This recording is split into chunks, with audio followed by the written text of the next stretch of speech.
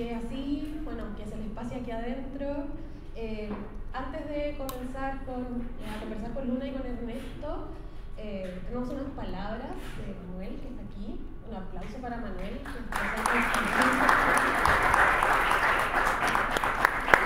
Hola a todos y todas, ¿se escucha bien? Sí. Nada, queríamos agradecerles. Mi nombre es Manuel Rivera, soy parte de la Subsecretaría de Patrimonio Cultural y vengo también a nombre del Centro de Extensión del Palacio Pereira a dar las gracias a ustedes por venir, también por supuesto a Ernesto, a Luna, también a Javiera por estar acá y compartir lo que hacen. Quiero dar las gracias también por estar acá porque es fundamental que los espacios de cultura se llenen con personas como ustedes y les damos vida. Yo trabajo en el patrimonio cultural y los patrimonios nos constituyen las personas. Son ustedes quienes le dan vida a este palacio, son ustedes, la literatura también, que le dan vida a este palacio. Así que los invito a conversar, a disfrutar de esto y nada, muchas gracias por estar acá.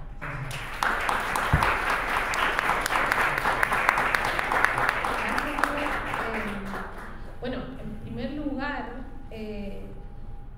yo tengo una lista, una pauta de preguntas que creo que están, ojalá espero, bastante lejana a lo que podría ser una entrevista como promocional de libros. Quiero hacer preguntas quizá un poco más abiertas sobre algunas ideas para que ustedes como que se encuentren con quienes los leen también, ¿no? Y para partir, quiero saber sobre el nombre de este espacio de conversación, porque tengo entendido que lo titularon ustedes así, ¿o no? Entonces me gustaría saber por qué tiene este nombre, por qué se llama Tengo miedo de lectores. Sí, lo titulamos Tengo pánico lector, creo que es el título finalmente, no sé, descubrir ahora el título, ¿no? Y tener que interpretarlo, ¿no? Ahora... Yo leí el primer flyer, Tengo miedo de lectores. Eso es un homenaje, por supuesto, al libro de Pedro Lemebel, Tengo miedo torero, que a mí personalmente pues, es una de las novelas que más me gustan, de chilenas y en general. Y bueno, era un poco un homenaje, no sé, chilenas y en general. No, pero es verdad, es una novelaza que cuenta la historia cruzada de una pareja homosexual durante la dictadura y Pinochet antes de sufrir un atentado. Y como hay un homenaje a una canción española sobre tener miedo torero, y lo torero pues está muy asociado a lo español, y también esto llegar tarde y hacer esperar y decepcionar, pues por lo cual pedimos disculpas. Hemos venido en un taxi donde nos ponían música clásica a todo tren y mejor eso que canto gregoriano de los Beatles. Efectivamente, y era un homenaje jugando con los títulos de los dos libros que se han publicado recientemente en Chile, Leer Mata de Bruno Miguel y el mío, El Gran Pan ha muerto. El Gran Pan, ese dios pagano griego, de donde viene el concepto de lo pánico. Entonces de ahí tengo pánico lector. Y bueno, quería también saber, ya sabemos que viene de una referencia de Lemebel, ¿qué significa esta figura para ustedes dos? ¿Cómo lo descubrieron y qué fue lo que les atrapó o qué es lo que finalmente como que les abrió esa lectura y se quedó con ustedes? Pues en mi caso tengo mucha suerte de vivir en Barcelona en el mismo barrio que dos escritores chilenos a los que admiro, que son Paulina Flores y Gonzalo Salazar, y a través de ellos es como descubrí, leí y me metí dentro del mundo de este autor, que además en España lo publica una editorial independiente, Las Afueras, que es muy chula, que tienen una línea editorial que a mí me emociona especialmente. Recuperan libros de mujeres pisoteadas, ¿no?, por el canon y demás. Entonces, como que ha llegado, creo que Lemebel ha llegado como muy cuidado, ¿no? Su figura está muy cuidada ahora mismo en España, por no decir también la reivindicación de Pueblo Preciado, etc., ¿no? Es decir, que es un referente que ha llegado muy tarde, pero que ahora ha llegado en muy buenas manos y además con buenos representantes allí, ¿no? Con escritores de aquí que están viviendo allí y que difunden su obra a más no poder. Igual es súper interesante eso que dices porque, por ejemplo, Bolaño fue una persona que se cuenta como en la historia, que fue quien también hizo que Lemebel tuviera esa relación con las editoriales más grandes acá en Chile para que fuese publicado. Y claro, estamos hablando de Bolaño, 80s, 90s, pero una nueva generación de autores es la que a ti te muestra a Lemebel. es como una intertextualidad bien interesante, porque lo mismo, dices tú, Las Afueras. En Las Afueras se publica Silencio de Tire Olsen, que es un librazo. Está como al final todo bien conectado, como Dios lo crea, Dios lo junta un poco. Sí, también me da un poco de miedo, porque lo que dices de Bolaño yo creo que también responde a olas y a modas. Es decir, que a lo mejor en los principios de los 2000 se leyeran ciertos autores que luego el resto de hasta 2022 han sido otra vez olvidados, hablan muy mal de nuestra memoria lectora y hablan sobre todo muy mal de la industria editorial y de los suplementos literarios, etcétera, donde nos olvidamos muy fácilmente de las cosas. Entonces esto para mí abre otra pregunta grande, ¿no? Que es en este momento de cuidado editorial, ¿no? Donde hay editoriales pequeñas haciendo un trabajo inmenso para recuperar voces olvidadas y para que las olas y modas de recuperaciones del pasado sigan presentes y no se nos olviden esos nombres, que no se nos olvide el nombre de ninguna de las autoras, ¿no? que están recuperando. ¿Qué podemos hacer a partir de ahora, ¿no? Para que el hecho de que ahora en las mesas de novedades esté Manuel Moreno, Elena Agro o María Luisa Bombal, que eso siga estando ahí, que no dejen de formar parte de los fondos de las librerías, porque eso es un error al que podemos caminar también. Sí. No, sí, totalmente de acuerdo. Bueno, pero hay algo que me está pareciendo muy interesante que está sucediendo, como bueno, estamos hablando del MBL, pero por ejemplo en España también Editorial Comisura editó hace poco El Infarto del Alma de Diamela Eltí con Paz Errázuriz, que es un libro que incluso en Chile estaba descatalogado hasta hace poco, que creo que ahora volvió a salir hace poco por Weather, pero durante mucho tiempo no se pudo encontrar y ahora está disponible en España una edición hermosa, además, de unas editoras que tienen Comisura, pero también la revista Esto es un cuerpo. Entonces, ¿cómo están viendo ustedes ese puente entre Latinoamérica y España ahora? Porque desde acá me parece muy interesante que no está, como lo más interesante está sucediendo a partir de editoriales no independientes y no necesariamente las transnacionales. Totalmente de acuerdo. En Otro Paraguas, el prólogo que se llama Prólogo para Hispanos de ambos hemisferios, juega con esa famosa referencia de la Constitución de Cádiz, que era una constitución para los españoles de ambos hemisferios. Y lo que hago ahí es reflexionar sobre la fragmentación del campo editorial en español por contraposición a la unidad del campo editorial o literario francés, o el caso anglosajón, donde nos llevan muchos años de ventaja. Y reflexiono también sobre las reticencias de de la industria editorial acerca o hacia cierto tipo de literatura muy típica de nuestra tradición, donde se mezcla lo personal con lo político, lo autobiográfico con lo ficcional. Casi desde las memorias de santas hasta el presente, pues hay un montón de escritos que no entran dentro de los géneros canónicos de la novela, la memoria, el ensayo o el tratado filosófico. Y entonces, efectivamente, son estas editoriales independientes las que no tienen miedo de publicar textos híbridos, que no tienen un concepto rígido de catálogo, de colección y sobre todo que no tienen una previsión de rentabilidad a corto plazo. Veníamos comentando con Rocío en el taxi, en medio de la música clásica de wagneriana y increíblemente a todo volumen, que claro, en las grandes corporaciones editoriales, si el libro no ha vendido más del 60% de los ejemplares tirados en 6 meses, el autor no va a volver a publicar en esa editorial. En las editoriales independientes estamos hablando de un año y no con ese criterio tan mecánico de si no vende un 60% de los libros, entonces no vuelve a publicar con nosotros. Entonces hay una verdadera política de autores que no se basa meramente en la captación de lo que hace la competencia, porque en los dos grandes grupos editoriales que tenemos en el ámbito hispánico, Penguin y Planeta, al final funcionan por lo que Bourdieu llamaba la homogeneización a través de la competencia, que es que todos están peleando para emular al anterior. Entonces buscan la nueva Irene Vallejo, la nueva María Sánchez, la nueva Luna Miguel, el nuevo Ernesto Castro, ¿no? Entonces es como con todo el rato estar creando clones o copias y sacar los libros con unas fajas donde un montón de amigos dicen que este es el nuevo Kafka, o es el nuevo Bolaño, o es el nuevo lo que sea, ¿no? Al final funciona más por redes de amistad. Has mencionado el nombre de Bolaño para referirte a Pedro Lemebel Y es interesante que en España una antología muy importante de sus crónicas ha sido realizada por Ignacio Echeverría, que fue el albacea de Bolaño. Entonces, al final, los que tienen esa memoria lectora son también los que tienen una memoria escritural, es decir, los que por redes y afinidades de amistad, a través de la escritura o de la crítica, tienen un recuerdo de sus colegas y sus amigos, y el canon se irá reescribiendo según se vayan configurando y trazando esas redes de amistad, porque es inevitable vincular lo personal con lo literario.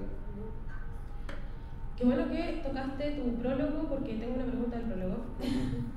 Y es que en el prólogo de Otro Palo al Agua, bueno, empiezas hablando sobre Ortega y sobre estos prólogos que escribía para las ediciones francesas, alemanas, del Reino Unido, etc. Y cómo no existía eso para las ediciones en castellano. Y ahí habla un poco de lo que decías, que la industria editorial en esos años evidentemente estaba un poco menos fragmentada para la comunidad hispanohablante en general. Y algo que me llamó la atención de esa parte del prólogo, donde hablas de esta industria editorial, es que ocupa muchas veces, o no sé si muchas veces, pero varias veces aparece el concepto de hispanidad. Sí. Y claro, por un lado aparece hispanidad siendo citada en este contexto de los años de Ortega, que significaba una cosa, pero ahora hispanidad significa otra cosa. Y desde una lectura, o por lo menos desde una lectura de una lectora como yo, latinoamericana, hispanidad también tiene otros tintes que no significan lo mismo en Europa, por supuesto, ¿no? Para nosotros hispanidad es sinónimo de genocidio, o en la actualidad hispanidad es sinónimo de el discurso de la ultraderecha de Vox, con los que hablan de la iberoesfera. Entonces me gustaría saber qué significa para ti la hispanidad. Sí, ¿y por qué usarla? Sí, yo prefiero reivindicar estos conceptos que son sin los cuales no podemos funcionar, antes que rechazarlos. Así, mi propio sistema filosófico reivindica dos conceptos tan despreciados o criticados como el de la naturaleza y lo genérico, o el género, que han sido muy cuestionados por el discurso feminista, ecologista, decolonial y el posmoderno. Y en el caso de la hispanidad, al final lo que une a estos 20 países que hablan castellano es ese idioma. Podemos hablar de iberofonía o iberosfera, o juntarnos la palabra más cercana, que es esto de la hispanidad. Efectivamente, la hispanidad en la época de Ortega tenía unos tintes raciales muy próximos a la teoría vitalista, a una cierta reacción al racionalismo europeo. En toda Hispanoamérica y también en España hay un siglo XIX filosóficamente hegemonizado por el positivismo, que es un positivismo genocida, colonial, y en el caso mexicano y brasileño, que constituye y argentino, que constituye las bases filosóficas de la nación, y contra ese positivismo que quiere reducir el conocimiento a ciencia y que por tanto entiende que no hay un conocimiento más allá de la epistemología colonial europea, el vitalismo reivindica un concepto de raza que evidentemente se vuelve muy problemático a partir de la Segunda Guerra Mundial. En realidad, a lo que los sociólogos y filósofos antes de la Segunda Guerra Mundial llamaban raza, es a lo que a día de hoy llamaremos clase o género. Incluso no es un concepto genérico que pretende comprender el carácter de una colectividad, ¿vale? Con más o menos compromiso metafísico. Hay algunos filósofos que evidentemente son racistas, o sea, no hay que negarlo, no hay que tampoco blanquear la historia de la filosofía, ¿no? Entonces, para mí la hispanidad simplemente es un punto de encuentro y de desencuentro. El hecho de que hablemos un mismo idioma no significa que tengamos que ponernos de acuerdo, simplemente la posibilidad de la comunicación. Evidentemente, los que no tienen un lenguaje común no pueden estar en desacuerdo. Es precisamente la crítica que yo hago a los que hablan de iberofonía como un proyecto político neocolonial o neoimperial, o que hablan del imperialismo generador y el depredador. Pues yo contra eso les digo que a lo sumo lo que puede haber es un espacio de debate que siempre existió en el campo de la literatura. O sea, para mí la hispanidad es en todo caso un patriotismo literario. Entender que al final la principal herramienta o el principal sentido con el que uno se abre al arte o a la percepción del mundo es la lengua materna. Y esa lengua materna, la que evidentemente hay otras lenguas que no tenemos por qué despreciar como menores o secundarias, pero la que tenemos como común y la que estamos utilizando es el castellano.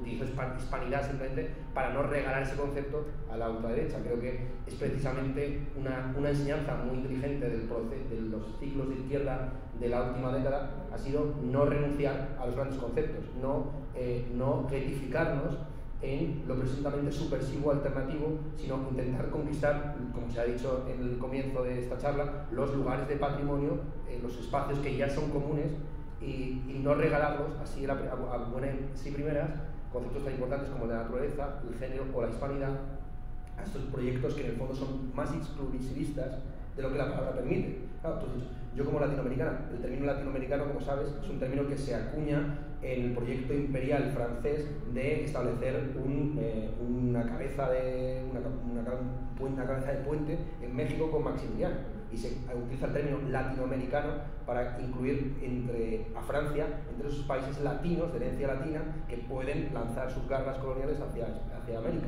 Entonces todas las palabras están cargadas de sangre. O sea, todo documento de cultura es un documento barbárico. O sea, si yo dijera, yo como chilena, o sea, también... Efectivamente. Por eso era mi pregunta, ¿de dónde viene el deseo de utilizar la palabra hispanidad? Porque actualmente es realmente una palabra secuestrada por la ultraderecha, y que es una palabra que, tanto por la ultraderecha en España, sí, pero con la que hace migas en México, en Argentina, en Chile, con Kast, en Argentina con Milei y así. O sea, la Hierosfera, un proyecto que en estos momentos se está desarrollando mientras todos nosotros estamos, no sé, tratando de sobrevivir post-pandemia. Entonces, por eso me parecía interesante como poder... Es que somos más, o sea, al final yo conozco a estos tipos de la iberofonía y la hispanidad y he estado casi en la cueva del lobo, puedo decir, ¿no? He estado en esos sitios y son 4, en el fondo. Les damos más importancia, o sea, aquí hay más gente, somos más, no se preocupen. Entonces... Sí, pero, o sea, acá perdimos un proceso constituyente a manos de esa gente, entonces tampoco nos podemos reír tanto, porque ya nos reímos, no sé, ya se rieron de Trump. Claro, sí. O sea, hay que por lo menos conversarlo, yo creo, ¿no? Sí.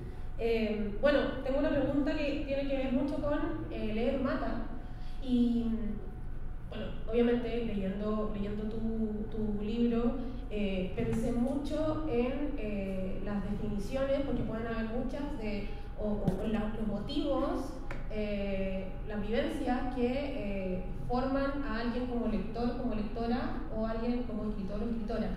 Entonces, me gustaría saber, que ya se puede obviamente entender un poco tu posición obviamente en el libro, pero aquí en la conversación me gustaría saber qué hace para ti, cómo se construye un lector, y por otro lado cómo se construye también un escritor o una escritora. Pues quizás recuperando un poco de lo que estáis hablando para poder responder a esto, me ha gustado el concepto de recuperar palabras para que no se apropien otros de ellas.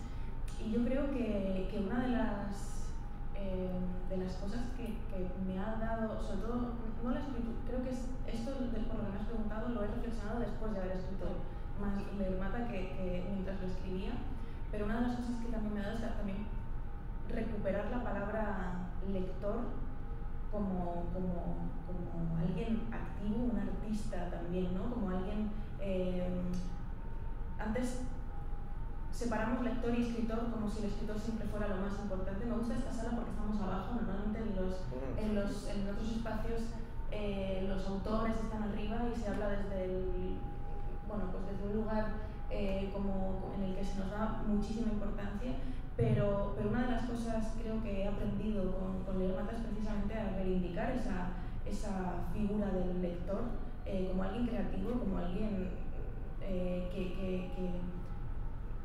que construye una biblioteca, que construye un pensamiento y por el que los escritores pueden existir. Sin los lectores, los escritores no existimos, ¿no? Y no sé si te estoy respondiendo, pero eso es un poco no sé cómo se construye un lector, porque hay muchas maneras de llegar a los libros, ¿no? ¿Pero cuál fue la tuya? La mía fue porque mis padres leían. Es el mismo caso que el de Ernesto, por ejemplo, ¿no? Pero muchas amigas mías, por ejemplo mi propia expareja, ¿no? Que es también escritor y también lector, él, por ejemplo, creció en una casa sin libros, ¿no? Y cuenta cómo llegó a la lectura a través de su interés de repente por pasar horas en la biblioteca del instituto, o que de repente encuentra que él le gustaba el rap y entonces de repente encuentra en la poesía algo que le ofrece, algo parecido a lo que le ofrece la música, que él escucha y que él escribe. Entonces yo creo que no hay una manera de llegar a ser lector. El lector tampoco se nace, se hace, ¿no? Entonces en este proceso todo el mundo es un posible lector, pero también no todos los lectores son artistas de la lectura, ¿no? Por así decirlo. Yo creo que lo que para mí sería un lector ideal o una lectora ideal es ese que ella puede buscar su propia bibliografía, que de repente se obsesiona por crear sus propios caminos para construir su biblioteca, no solo dejándose llevar por las listas de recomendados, no solo dejándose llevar por lo que peta en Goodreads, sino alguien que de repente puede ir a las librerías o a las bibliotecas y trazar su propio camino, ¿no? En ese momento uno ya está construyendo su obra lectora, ¿no? Y eso es lo que más me interesa y es lo que, de lo que más me gusta hablar también. Tengo un club de lectura y aprendo tanto leyendo con muchas mujeres que están también aprendiendo a construir sus bibliotecas. Eso para mí ha sido muy importante, comunicarme con las lectoras y no ponerme tampoco en la situación de escritora, que como digo es el lugar en el que nos suelen poner arriba, pero estar abajo también es importante, ¿no? Y escuchar a los lectores también es importante. Me parece que los escritores muchas veces no escuchan a los lectores. Y bueno, quizás esta pregunta es para los dos porque era una pregunta con dos partes. ¿Cómo se construyeron, crees tú, ustedes, como escritores? ¿A qué es lo que le ponen atención? Porque también me imagino que, no sé, en un principio puede ser incluso un ejercicio de imitación, porque uno está buscando herramientas, pero llega un momento en el que uno ya tiene una reflexión, ¿no? Y va tomando decisiones que no tienen que ver solo con lo externo. ¿Cómo ha sido para ustedes?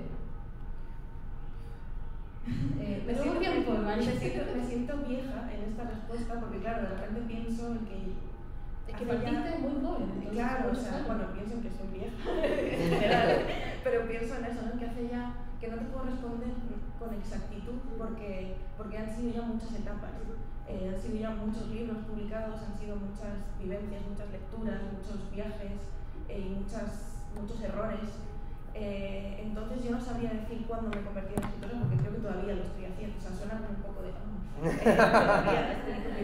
pero es verdad, o sea, voy cambiando. Igual que como lectora, el libro va de una lectora que es la lectora bulímica, la lectora no sé cuántos, la lectora bla bla bla, dependiendo de etapas vitales, pues yo me siento un poco así con la escritura, ¿no? Pero ¿no te pasa que el hecho de ya, por ejemplo, haber detectado errores, te habla de haber pasado etapas y ya puedes tener una idea? Es posible, pero es que no sabría responder. O sea, hay veces en las que, precisamente has hablado de lo externo, hay veces muy jodidas en las que dices, Dios mío, estoy en Chile presentando un libro, me está haciendo preguntas una escritora y periodista a la que admiro, hay gente que ha venido a verlo, tal, me siento escritora, pero al mismo tiempo no soy escritora. O sea, ¿por qué de repente me hace sentir escritora esto y no sentir orgullo? Y claro, no sentir orgullo por un verso o lo que sea, ¿no? O sea, como que de repente los escritores también tenemos nuestras vulnerabilidades locas, nuestros pánicos lectores y de escritura, y entonces eso, ¿no? Son muchas etapas y a veces lo jodido es que una se siente validada como escritora por cosas que para nada son la validación que una necesita, o sea, por la que una debería sentirse orgullosa por su trabajo, ¿no? Y esto es contra lo que yo al menos intento luchar. Debería ir a terapia, y que me diga mi terapeuta, sí, eres escritora o no lo eres. Bueno, sí, a veces, exacto, sí. Por eso prefiero ser lectora, porque me resulta mucho más fácil y cómodo. ¿Pero se puede ser escritora sin ser lectora? No. Ese es hay muchos escritores que consideran que lo son. Bueno, hay muchos escritores que lo escriben también. También, sí. Hay muchos lectores que lo leen también. Hay una combinatoria ahí increíble de cosas de gente que es, pero no hace. Luna está aprendiendo todavía a escribir, yo estoy todavía aprendiendo a leer. porque yo tengo un problema que es que me quedo dormido si leo sentado. Y entonces he creado todo tipo de mecanismos para leer de pie y entre ellos, por ejemplo, cuando voy en avión me meto en el cuarto de baño para poder estar de pie leyendo. Me da igual que huela mal porque prefiero esa, simplemente tengo como incluso todo tipo de teorías científicas del riego sanguíneo y entonces bueno, también me compré una máquina de andar para... A veces lee andando en claro, la máquina. O sea, primero me compré una bici estática y como pasaba tanto tiempo en la bici empecé a sufrir el mal de Marx, que como sabemos tenía almorranas, ¿no? Y por eso fue marxista, porque era un resentido. Entonces, claro, ya me estaba doliendo el culo de tanto leer en la silla estática y me estaba poniendo demasiado fuerte, entonces dije, voy a ir a la máquina de andar para ir más suave y el problema es que me empecé a marear y al pasar las páginas a veces las desgarraba y no podía subrayar bien, entonces ahora estoy intentando aprender a leer sentado. Igual tú sabes que se puede regular la velocidad de una máquina para Sí, caminar. sí, pero pero hay una velocidad mínima que si vas a pasito de monja, no, es que yo creo que a 5 km por hora es la velocidad óptima para leer.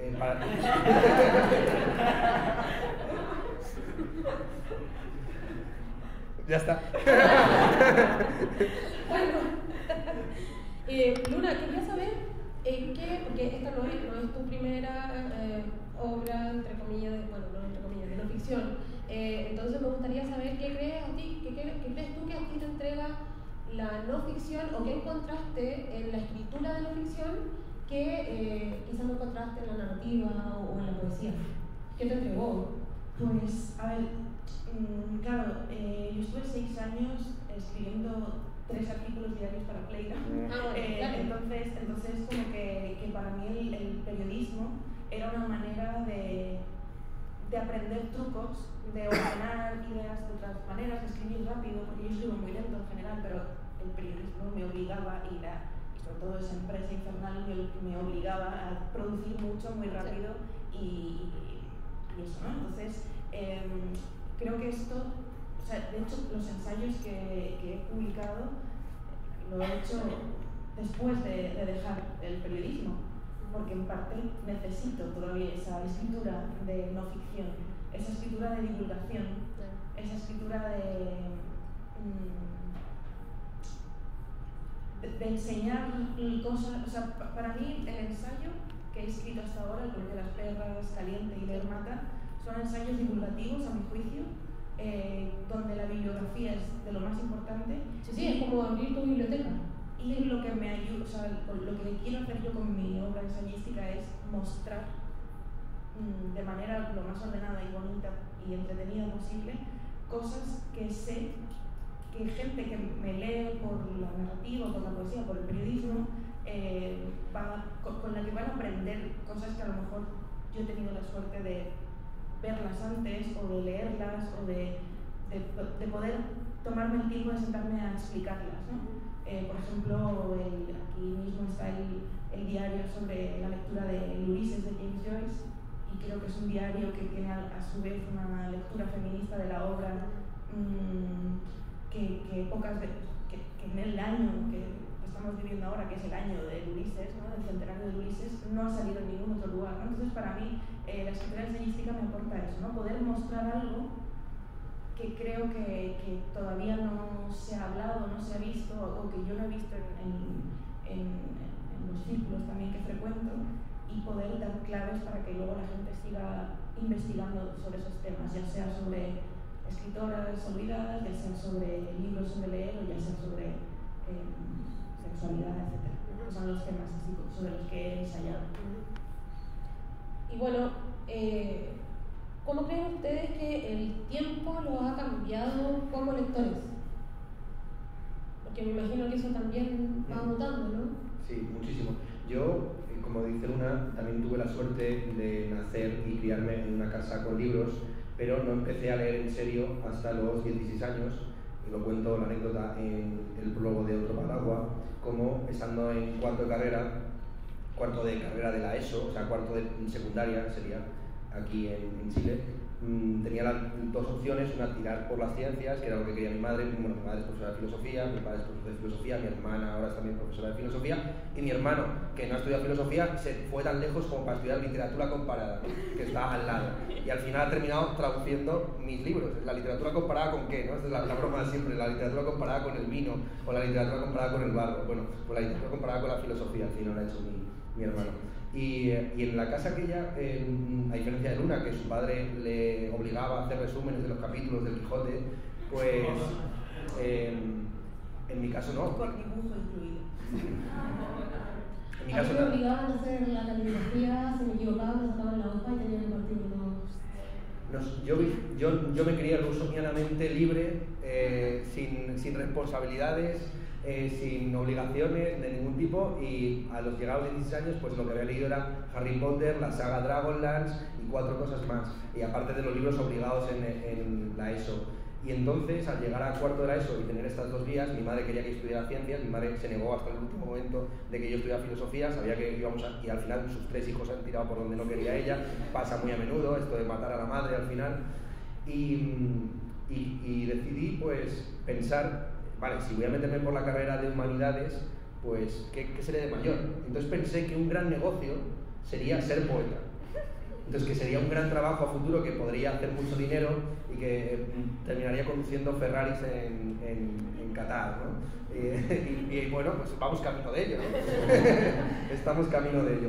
Entonces, claro, cambia mucho porque yo empecé como poeta en casa de mis padres con 16 años y de repente esas paredes forradas de libros... Empecé como poeta. Qué fuerte. Esto lo están grabando, ya lo van a poder ver varias veces si quieren hablar.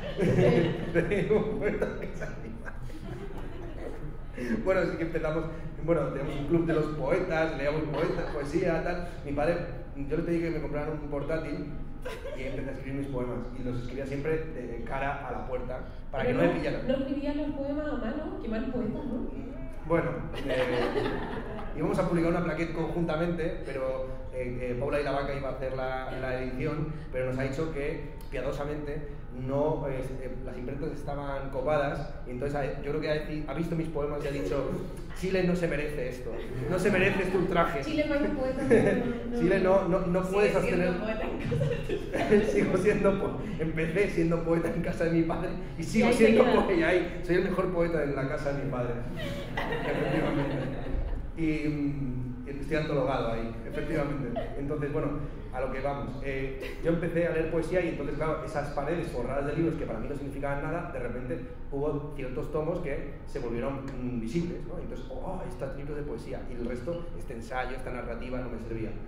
Conforme fui evolucionando, me metí en la carrera de filosofía, abandoné la poesía, me empecé a interesar por el ensayo. De repente lo que empezó a destacarse eran textos de filósofos continentales franceses. Luego fui al máster, me interesé más por la filosofía de la ciencia, la filosofía analítica, las ciencias, tal. Y ahora que estoy más metido en el tema narrativa, esa biblioteca de mi padre es inagotable. O sea, esa biblioteca a la que vuelvo una y otra vez y que voy expoliando y robando, pues, hola papá, todos los libros que faltan los robé yo, sí, efectivamente. Entonces, de hecho, cuando yo me mudé, hicimos como un proceso de selección de qué libros ya robados habían, por medio del uso, pasado a ser míos, ¿no? O sea, si yo ya los había subrayado y abierto y demás, ya eran míos, ¿no? Entonces, durante una semana estuve subrayando al azar varios libros que no había leído para que pudieran ser míos y pudiera llevarlos a casa. Entonces, ha cambiado muchísimo, claro. Ahora voy a leer sentado, imagínate. En tu caso, bueno, ya vimos que te obligaban, pero... Tampoco, sí, bueno, me obligaba, o sea, mi padre. O sea, los padres que me están mencionando. Ya he dicho que tengo que ir a terapia. Esta gorra que ven aquí se la regaló su padre a ella, que pone, los que no lo vean, están más lejos, pone may contain alcohol, o sea, puede contener alcohol, así que... Esa es la imagen que tiene mi padre. No os diré la que tengo yo. Bueno, la cosa es que se leía mucho en mi casa, y un poco esa sensación de la que habla Ernesto también de... O sea, yo me siento muy agradecida y muy privilegiada porque si yo quería leer, podía. Es decir, si yo quería descubrir cosas, podía. Todo estaba a mi mano, ¿no?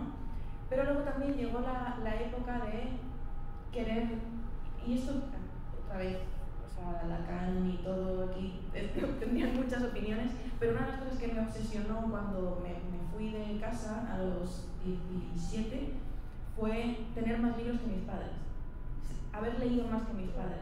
Era una cosa que no sé por qué era como una meta. Sí, una meta de un reto de quiero ser mejor lectora que ellos, y sobre todo que él, porque él para mí era el que lo sabía todo de la literatura, es profesor de literatura en un instituto, ¿no? Entonces esa cosa de superar al padre, no de matarlo o de enterrarlo en mis libros, era algo que estaba ahí, ¿no?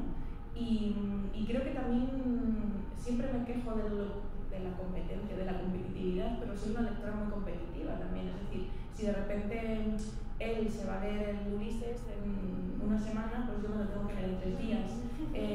Si una amiga mía se ha leído a todo Zambra, pues yo me lo tengo que leer también, porque no puede ser que mis amigos estén hablando de algo que yo todavía no he leído, ¿no? Entonces es como una cosa de a veces es un proceso doloroso también, porque es como ¿por qué me estoy haciendo esto, ¿no? ¿Lo estoy disfrutando verdaderamente? Sí, no lo sé. Entonces yo no he cambiado como lectora. Yo creo que sigo siendo caótica, envidiosa y desordenada. Bueno, caótica y desordenada es lo mismo, pero como soy caótica y desordenada se me puede permitir.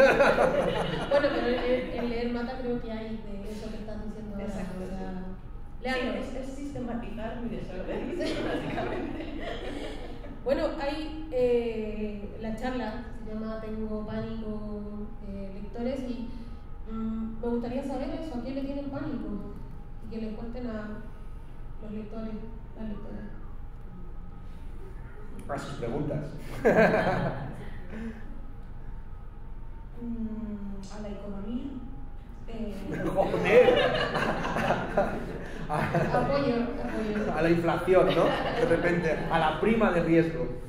No, pero es un gasto. Es decir... Bueno, sí, lo que cuestan los libros, claro. Acabamos de palmar más de 100 euros en libros en una librería, claro. Cada uno. Sí.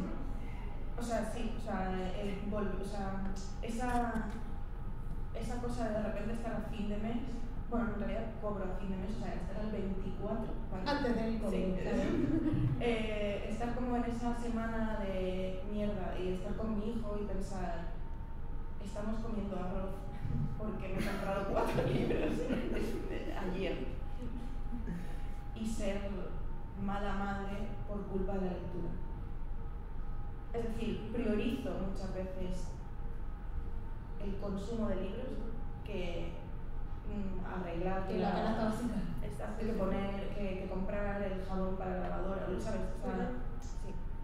Que me consuma la lectura. Pero no como una cosa, que soy una bohemia lectora, hipster, que está aquí en mi casa sufriendo, no. Sino verdaderamente es mi trabajo. O sea, quiero decir que mi trabajo como scout literaria y como editora depende de todo lo que yo lea. Claro, de todo lo que yo sepa que incluso otros saben. que te consuma a nivel práctico. Sí, eso. Sí, yo tengo miedo a la muerte, en el sentido de que hay muchísimos libros buenísimos por leer y el tiempo se acaba, y esa es la principal obsesión mía, porque yo soy un lector muy lento y entonces, bueno, pues hay que economizar mucho tiempo, hay que estar leyendo en circunstancias peligrosas y aprovechar, caminando, en todo tipo de momentos hay que rascar un poquito para leer.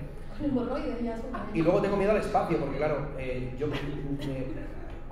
han contado varias anécdotas en las 24 horas que llevamos en Chile de gente que compraba tantos libros que se llegó a hundir el piso del peso. Rodrigo Fesán, el escritor argentino, contaba que ha vendido más de 3.000 ejemplares que tenían propiedad, porque notaba que las tablas, el parqué estaba cediendo, y yo vivo en un bajo precisamente para evitar eso. Pero claro, a lo mejor hay un lector en el piso de arriba que viene a por mí. Aparte de eso, los libros ocupan un poco espacio aparentemente, pero claro, se van sumando unos sobre otros. Yo soy sonámbulo y tengo miedo algún día de empujar, que me ha pasado, yo me he levantado dando puñetazos a libros y a estanterías y peleándome con algunos. Y bueno, también, ¿por qué no? Como lectora, reconozco en ti una librería, una biblioteca. Y entonces tengo miedo de que algún día se me caiga, como le pasa a Bovary y Pécuchet, que se me caiga encima mi biblioteca. Bueno, eso es como una muerte increíble por un poeta, ¿no? Sí, ahí sí que me publicaríais. Ahí ya. Entonces sí que me La publicaríais. biografía ya diría filósofo, pero por sobre todo poeta. Sí, sí. Y bueno, esa es una pregunta que te debía haber hecho antes, Luna, pero bueno, la tenía desordenada en mi lista. Y creo que, bueno, yo obviamente te he leído hace años, también la parte periodística también te leí, bueno, te sigo en redes, entonces voy viendo también lo que recomiendas, etc. Y he visto que en los últimos años te has encontrado como quizás cada vez más con literatura latinoamericana, por sobre todo mujeres latinoamericanas, y me gustaría saber si en esas lecturas has encontrado algo que quizás no encontraba en la literatura europea o anglosajona. Sí, además es curioso que digas europea, anglosajona, porque yo no diría española, es decir, a mí, del mismo modo que me he obsesionado con conocer, sobre todo he tenido una relación con la literatura argentina y mexicana, ¿no? Pero esa obsesión por conocer a poetas y narradoras argentinas, mexicanas, chilenas, etc., no la he tenido todavía con las españolas. Es decir, a mí me falta, yo no tengo ni idea de quiénes son las mujeres de la generación del 98, apenas he leído a las mujeres de la generación del 27, he empezado muy recientemente, ¿no? Y eso también me llamó mucho la atención. Y yo creo que tiene que ver también con las redes, volvemos al inicio, con las redes de amistad. Es decir, quizá también por Playground o también por redes como el grupo de Facebook que teníamos, que era el de los perros románticos, aquel Tumblr que tenía de tenían 20 años y estaban locos, donde yo a los 20 y pocos conecté con un montón de escritores de aquí, de allá y tal, y de todas partes de este continente, ¿no? De repente me vi leyendo sus referentes. Es decir, yo siento mucha más cercanía. Antes he citado a Paulina, puedo citar a Laura García Junco, puedo citar a Gabriel D'Angelo, puedo citar a Juliana Ortiz, puedo citar... Bueno, tengo una relación con ellas, epistolar, vía redes sociales, vía mail, etc.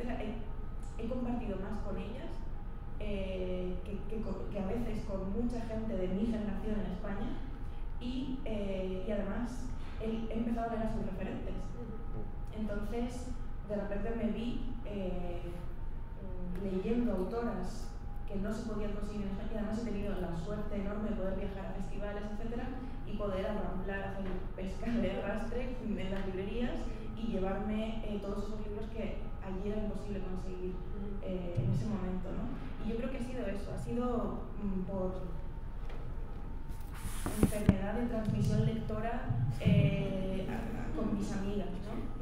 Sí.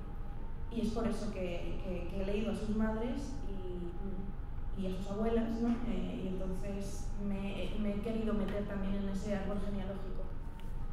Y eso, y en cuanto a otras cosas que me han dado, pues temáticamente me parece que muchas, o sea, una Marvel Moreno, por ejemplo, colombiana, en diciembre llegaban las brisas, toda la literatura post-Me Too que se ha escrito, ella ya la había escrito en los años 70, es decir, que de repente hay una serie de temáticas y de cuestiones tanto estilísticas y demás, que como no las habíamos leído, no sabíamos que ya existían, pero ya existían, ¿no? Y eso es lo que también me han aportado, ¿no? La libertad de poder escribir sobre el cuerpo, sobre la violencia, etcétera, teniendo además referentes a los que mirar y a los que releer y en los que poder reflejar mi propia escritura. Ay, perdón. Ya, aquí necesito receipts. Espérense. Ya, lo que pasa es que esta pregunta quizás no tiene que ver tanto con su obra, pero sí con algo que a mí personalmente, y también con la distancia, yo aquí en Chile, enterándome a veces de cosas solo por redes, vi que me llamó mucho la atención y busqué en algún lugar donde ustedes quizás hablaran de esto en extenso, pero no lo encontré. Así que por eso lo pregunto. Hace un tiempo apareció una foto en donde en una biblioteca estaba Ernesto sentado, como de pie, no recuerdo bien, y tú aparecías acostada, o perdón, como de rodillas, ¿no? Y me llamó mucho la atención esa foto, porque, bueno, evidentemente también vi como la indignación en redes, fue lo primero que vi, y no vi como una conversación al respecto. Entonces, justo leyendo a Ernesto en el capítulo de Yar, de Alfredo Yar, aquí dice, desde su inicio, la obra fotográfica de Alfredo Yar ha sido un intento de dar una respuesta coherente y socialmente comprometida a la exigencia que planteó Susan Sontag en su texto programático sobre la fotografía. En aquel ensayo, Sontag llamó a elaborar una ecología de las imágenes, una ética de la mirada, una política de la captura fotográfica. Entonces, basándome solo en esa pequeña introducción, me gustaría preguntarle a ustedes como de qué se compone esa fotografía, como qué ética, qué política. Y lo pregunto más que nada porque recuerdo que cuando vi esa foto, vi solo indignación, pero no vi una conversación. Y eso me llama mucho la atención, que bueno, pasa todos los días en redes sociales, que es imposible tener como una conversación de algo que podría incluso resultar una conversación interesante. A ver, para mí la conversación ya está en la foto misma, pero se puede explicar también un contexto más íntimo que yo no considero necesario. O sea, mis redes sociales son un diario, o sea, Twitter sí es como más es una cosa y está ahí, y pues depende del día se publica lo que se publica, ¿no? Y del estado también de embriague. Pero y además desde que existen los circulitos verdes, pues todo ha mejorado, ¿no? Pero Instagram para mí es un lugar en el que mostrar lo que leo. Es un lugar muy amable también. Y sí, es amable, pero también es un lugar en el que me gusta hacer pequeños homenajes, he tenido incluso pues fases tipo cuando subía selfies en plan pon cara de no sé qué, no sé cuántos, o he tenido fases de escribir es no sé qué, una foto de un pájaro muerto en no sé dónde, que lo vi en el suelo, y escribir es la muerte, es decir, que para mí también es como un espacio de creación. Claro, porque también lo pregunto por eso, porque me parece que ninguna foto es inocente, sí. Y al mismo tiempo siempre una imagen es referencia de otra, como que no nace de la nada. Sí, yo en esa época estaba representando en Madrid Ternura y Derrota, que es mi primera obra de teatro, donde precisamente hablo del BDSM, de la sumisión, de dónde empieza el placer, o sea, cuál es el límite, ¿no? Claro, ¿Cuáles son los límites? Y además siempre con Ernesto, que es alguien que muchas veces ha hablado de sus, bueno, tenemos posiciones muy diferentes, ¿no? Con respecto al debate feminista, pues siempre bromeamos con esta cosa de algo que sueño con hacer, que es hacerle fotos a él. A mí me gusta mucho la fotografía, aunque la dejé hace mucho tiempo, en parte porque no he vuelto a tener dinero para comprarme cámaras, porque me lo gasto en libros. Entonces, y el móvil pues ya me da la posibilidad, ¿no?, de hacer fotos así como tal. Pero siempre he soñado con hacer fotos que se llamarían, una colección que se llamaría Órdenes de Alejamiento, y que es él disfrazado de muchos escritores machos, de fotos icónicas de escritores macho. Incluso pensamos una vez en una fiesta a la que nos invitaron, que se llamaba Fiesta Comala, una fiesta de unos escritores mexicanos en Barcelona, disfrazarnos él de Octavio Paz y yo de Elena Garro. Entonces siempre ha habido un poco, claro, siempre ha habido, yo que además he salido de un matrimonio con un escritor macho, también con una proyección muy conflictiva y con una apropiación, creo que, de temas muy conflictiva en su literatura, con la nueva masculinidad de siempre, pues de repente, ¿no?, jugar con esto y jugar con esa imagen y poder burlarme incluso, ¿no?, de la imagen de la escritora arrodillada, me parecía divertido. Pero claro, una imagen es una imagen soltada al mundo. Si no conoces mi obra, si no conoces mi contexto, pues lo mismo no tienes ni idea, ¿no?, de qué puede sugerir esa fotografía. Era Ted Hughes, ¿no? Era una imagen basada. Exactamente. Además, esto es una imagen, hay una imagen de Silvia Plath, sentada, recostada, y Ted Hughes como más apoyado así, y es la imagen que de esas órdenes de alejamiento que algún día, si alguien me deja una cámara, haré, pues ideas para regalos de Navidad. Sí. Vale. Ya ves que, bueno, por eso era mi interés en hablar de esas cosas, era precisamente eso, porque cuando yo la vi, bueno, fuera del ruido de internet, era como, tiene que existir algún pensamiento, alguna idea detrás de esto, o sea... A mí me obsesiona la figura del escritor macho, he escrito Sí, muchísimo bueno, de ello. está en tu obra de ensayo. Y luego, por ejemplo, ahora estoy trabajando un pequeño podcast sobre Nabokov, y donde también, bueno, Humbert es la imagen del escritor macho, ¿no? Entonces es algo que me obsesiona mucho y que además él, como es tan juguetón, pues él se presta también, ¿no? a este diálogo, sin negar su machidad y su figura también de escritor macho contemporáneo. Y bueno, aprovechando que ya salió el concepto de escritor macho, solo brevemente, porque también quiero que me responda sobre la imagen. ¿Se podrá matar algún día el escritor macho? Yo pensaba que sí. Pero la terapia me dijo La terapia me di cuenta. El terapeuta macho me convenció de lo no lo sé, a ver, yo confío mucho en la generación que viene. No sé cómo. O sea, por ejemplo, en España pues tenemos a Pablo Caldera, Elizabeth Duval, Rodrigo Gemarina, o sea, son autores de la generación Z que creo que están cambiando mucho las cosas. El discurso queer también, el activismo desde ese lado está ayudando a romper ciertos moldes, pero todavía queda muchísimo. Es descorazonador, pero es que es así. Y una que va a festivales y que va a lugares se da cuenta de cómo por muchas barreras que pienses que has roto y tal, todavía queda demasiado, y además está interiorizado y lo tenemos interiorizado, y a veces una misma también es un poco escritor macho. Esto lo dice Sara Torres, que es una escritora sáfica, no lo siguiente, española, que ella misma, las escenas de sexo lésbico que ha escrito en su novela están narradas como si ella fuera un escritor macho, y por eso las cortó, y por eso apenas quitó muchísimo. Aunque a ella le encantaría escribir una narrativa más erótica, tuvo que autocensurarse. Claro, tiene que haber ahí otro proceso. Exacto, para llegar a... porque dice, ¿cómo narro yo el sexo entre dos mujeres si mis imágenes son pura narración machuna de esto, ¿no? Yo no quiero que ningún hombre se masturbe con mis escenas de sexo lésbico, entonces tengo que cortarlo, pero ahí se está autocensurando, ¿no? Entonces, bueno, el escritor macho está en nosotras. Qué pena, pero real.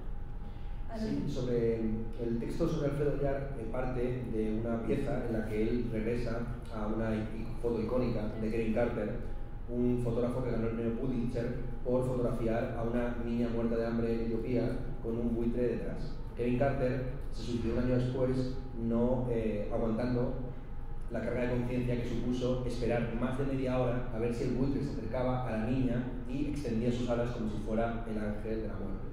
Como no se acercó el buitre, pues decidió marcharse y dejar a la niña muerta cuando había a 30 metros de distancia una tienda de campaña de Médicos Sin Fronteras. Pues, es un ejemplo muy claro del conflicto entre la ética y la estética. O sea, es una fotografía que pretende retratar un momento, que quiere denunciar una circunstancia, pero el hecho de fotografiar y no participar en solucionar ese problema forma parte del problema. Claro, la denuncia está incorporada en lo denunciado y es inevitable esta circunstancia en que todos intentamos dar nuestra mejor imagen constantemente. Escribir es un proceso de autocorrección, entonces estamos todo el rato purgando lo que desde nuestro punto de vista es mala escritura. Por ese motivo, si los libros se juzgaran según la intención del escritor, todos serían obras maestras. Aunque luego el escritor, y lo interesante y lo bonito de la escritura, por lo cual el escritor no es un profesional, sino que siempre es una suerte de impostor o de aficionado, es que siempre se va dando cuenta de errores del pasado. Claro, los dos libros que se han publicado aquí en Chile son libros de errores, son libros perfectamente corregidos, maquetados, etcétera, con mucho cuidado, mucho mimo. El trabajo de los editores es espectacular, pero el mío es un caos, porque son ensayos que arrancan muy vocacionalmente a plantear una tesis y a las 15 páginas entran en declive, a veces arrebatos así. Como la depresión del poeta, ¿no? Claro, autobiográficos que luego culminan en una tesis filosófica. Entonces son llamamos palimpsestos todológicos, es el subtítulo del libro que se acaba de publicar, que está justo ahora imprimiéndose. Y palimpsesto es volver una y otra vez sus textos viendo errores que no estaban ahí cuando los escribiste, ¿no? Pues, la ética de las imágenes. Yo grabo casi todas las cosas que hago y creo que ese es además un acicate para la experimentación, para la innovación, para la creatividad y también, ¿por qué no?, para la repetición, porque muchas veces pues la gente ha visto un vídeo y a veces viene a las cosas a esperar a ver de carne y hueso lo mismo que ha visto en pantalla, ¿no? Hay como un intento muchas veces de experimentar físicamente lo que ya se vivió digitalmente. Es más, nosotros dos nos conocimos por internet, somos una generación que previamente traza lazos a través de internet y luego se ha conocido en persona, ¿no? Nosotros ya a través de la blogosfera y luego pues la blogosfera parece aquello la prehistoria, ¿no? Básicamente, pues sí. Entonces, mi ética de las imágenes es dar una libertad máxima, que el público haga lo que quiera realmente con el contenido que se publica. Yo entiendo que si yo no estoy en las redes sociales como un agente que yo no quiero ser el responsable de la mercantilización o comercialización o espectacularización de mi propia imagen. Entonces, en el caso mío, claro, eso hace que yo no, o sea, es un poco como, digamos que soy como un abstencionista en democracia totalmente pasivo, que acepta que si no participas en el proceso, pues entonces tienes que aceptar el resultado del proceso. Supongo que habrá muchos abstencionistas que piensen que son abstencionistas activos y que es un acto de denuncia no ir a votar. En el fondo, el sistema se alimenta de gente como yo que prefiere delegar la responsabilidad en otro. Entonces, por ahí va la cosa mía. Como no me puedo quejar. Es decir, si Luna quiere convertirme en una especie de bufón criptofascista que va disfrazándose de dictadores y claro, es que bueno, hay una serie de fotos y de polaroids que Luna va guardando que en el momento en que supongo rompamos va a caer, como a lo mejor sucede ahora mismo, van a caer como una losa sobre mí, porque yo he hecho todo tipo de delirios pedidos muchas veces por ella, igual que antes me lo pedía mi madre. Claro, mi madre, claro, ustedes, como antes me lo pedía mi madre, ¿no? Primero empecé como poeta en casa de mi padre y ahora lo que me pedía mi madre, ¿no? No, pero yo ahí diría terapia, ¿no? Nada, yo me caí en la marmita de la terapia cuando era pequeño. Entonces, sin más, yo estoy al servicio del consumidor, es decir, no le doy tanta importancia. Creo que hay un aspecto como de juego con la propia imagen. Durante mucho tiempo no tuve miedo en las presentaciones públicas oralmente jugar con este aspecto performativo que sigo teniendo de alguna forma, porque creo que esto es tan disfraz como cuando iba disfrazado de torero y volvemos a lo del miedo torero. Y entonces no hay que tener miedo a ese tipo de cosas. O sea, creo que al final muchas veces la gente odia la imagen pero no a la persona, nunca profundizan más allá de ese cliché que se forman, pues una chica de rodillas al lado de un escritor o de un hombre, ya simplemente atribuyen un argumento o un juicio. Y entonces no hay que darle tanta importancia. También la gente tiene derecho a cabrearse y a volcar su odio o su frustración en figuras imaginarias que para ellas son totalmente mitológicas. La mayor parte de esa gente que estaba deseándonos probablemente la muerte, a lo mejor está aquí y va a ejecutar su amenaza. A ver, o sea, como respecto a la imagen, claro, cuando yo la vi, evidentemente hay un aspecto de sumisión, como que, porque también, o sea, es básicamente la historia de los siglos, ¿no? Como que es una imagen que podemos ver en una pintura en un museo, es algo que inmediatamente nos dice algo. Pero yo también pensaba como, bueno, tiene que haber algo más, por eso les quería preguntar. Tiene que haber algo más y claro, cuando ahora me hablas de precisamente como que estabas pensando en el monólogo que escribiste, esta obra, también me va calzando, ¿no? Me va calzando. Y tengo unas preguntas rápidas. Ya nos pusimos juguetones. ¿Tengo unas preguntas rápidas? Sí. Preguntas rápidas de ustedes como lectores. Para leer, bueno ya respondió esto un poco, pero para leer, biblioteca, café o cama. Gimnasio. Cama. ¿Cama? Y para escribir. Para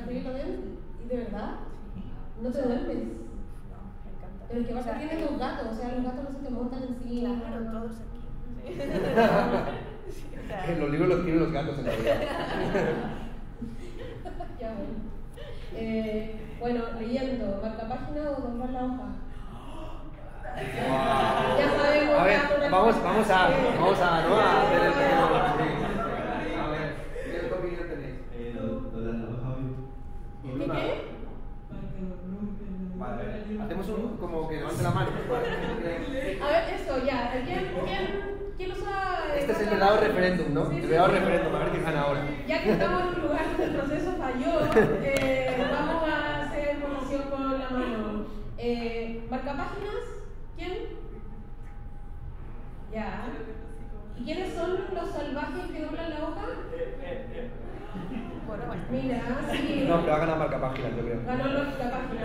yo la camisa, solapa. la solapa ahí metida. Pero llega un momento en que cuando el libro Da igual, que se doble. se dobla Así que siempre solapa. y siempre solapa. Eso me faltó la tercera alternativa.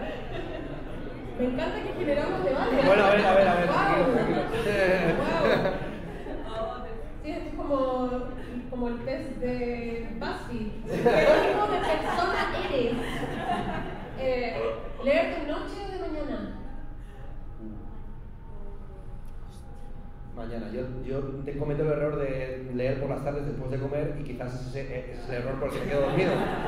Quizás ahí está, que la siesta debería ser quizás la cura para mi falta de sueño. Yo era de noche, pero cada vez más de mañana. O sea, me gusta cuando dejo a mi hijo en el colegio, me voy a tomar un café en la cafetería del lado del colegio y ahí, como no sé qué me depara el día y si voy a poder leer el resto del día o si voy a llegar muy cansado y me quedo dormida por la noche leyendo, me pego media hora, de 9 a 9 y media de la mañana, me leo todo lo que puedo y luego ya trabajo.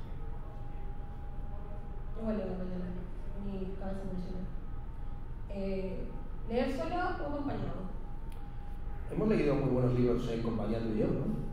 Leímos el de Paul Preciado con una competición también de a ver quién iba más rápido y por primera vez leyendo filosofía, como ya me sabía los temitas, iba más rápido que tú. Por primera vez única, porque claro, Luna leía a una velocidad de 500 páginas por día o alguna cosa así muy bestia. Entonces el poeta chileno se lo leyó en un solo día, claro. Entonces... Qué pena terminar tan rápido ese libro, yo quería que se acabara. Por eso me leí todos los demás después. Claro. Yo, compañía está bastante bien, sí. Es complicado porque la mayor parte de las veces, pero bueno, yo creo que compañía se lee mejor que solos. Es que esto es algo que me importa mucho, ¿no? Yo creo que es un acto solitario en general y que yo prefiero que sea la mayoría de las veces solitario, pero sí, supongo que todos los que tengáis aquí alguna red social, ¿cuántas veces subimos citas para compartirlas con otras personas de algo que nos ha emocionado leer? ¿Cuántas veces mandamos esa foto de la página que acabamos de leer a un amigo por WhatsApp? Es decir, que al final estamos leyendo solos, pero siempre mientras leemos siempre estamos pensando en alguien con quien hablar de lo que acabamos de leer. Y yo muchas veces, a veces con ciertos libros me hago el ejercicio de apuntar en quién he pensado mientras leía eso. Y hay una... ¿cuál era? No sé si era precisamente con Ana Karenina, yo iba apuntando y ponía al lado Alicia, Ernesto, Laura, mi padre, tal, o sea, como que de repente era como una lista de, vas pasando páginas y ves los nombres de personas cercanas que me han acompañado sin saberlo durante esa lectura. Entonces yo creo que toda lectura es solitaria al fin y al cabo y toda lectura es acompañada de alguna manera. Y cuando han leído juntos, ¿no les pasa que hablan como, no sé, como viejos peleando con la tele? Así como peleando en voz alta, ¿pero cómo? Sí, ¿Comentan en esa competencia? Sí, yo tengo muy buenos recuerdos de estar leyendo contigo y también en tu casa. Yo recuerdo cuando le llegó a Antonio el manuscrito de El Rey Pálido, de Foster Wallace, que él leía una página y me la pasaba a mí, yo la leía y te la pasaba a ti, y tú ya no sé qué hacías con ella, pero... Se la leían los gatos. Luego, claro, entonces... Esa línea de montaje de la lectura, porque era un libro que además estaba en hojas de folio, pues la recuerdo muy grata. Recuerdo muchas veces que íbamos al parque a leer, y a tirarnos al césped a leer, y normalmente como estamos leyendo libros separados, distintos, pues a veces comentamos cosas, pero no estamos tan en discusión como en esa compañía grata. Y a mí también me gusta mucho leer en bibliotecas, creo que simplemente el hecho de estar con gente que lee está bien. Y también ir espiando lo que van leyendo ellos, eso está, a mí me gusta, sí me gusta, mirar a gente leer también. ¿Subrayar con lápiz permanente o con grafito? Con bolígrafo, sí, bolígrafo rojo, en mi caso, este siempre. Esta es la marca, el Unibol Micro, Mitsubishi Pencil. O sea, que son bolígrafos de Mitsubishi, claro, tecnología punta japonesa, efectivamente. Todo tipo de cosas. Con cualquier lápiz. Sí, de hecho, incluso a veces con subrayador brillante, o sea, sí. Bolígrafos de purpurina, todo lo que sea.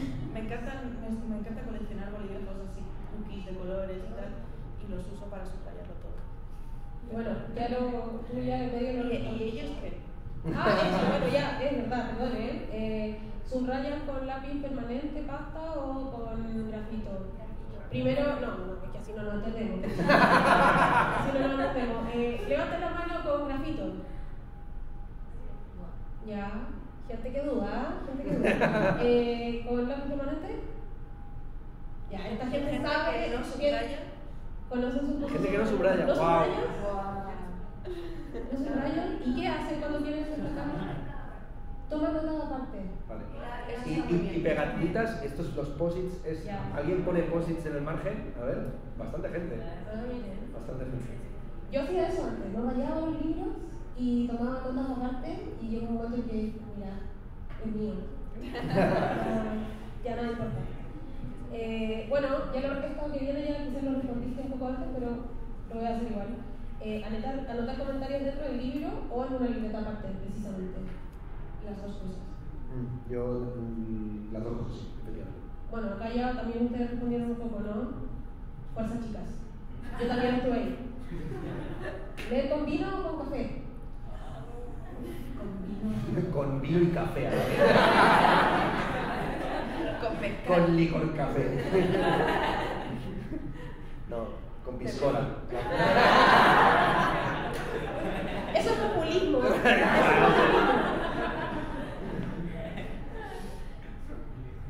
Bueno, creo que se me acabó el test.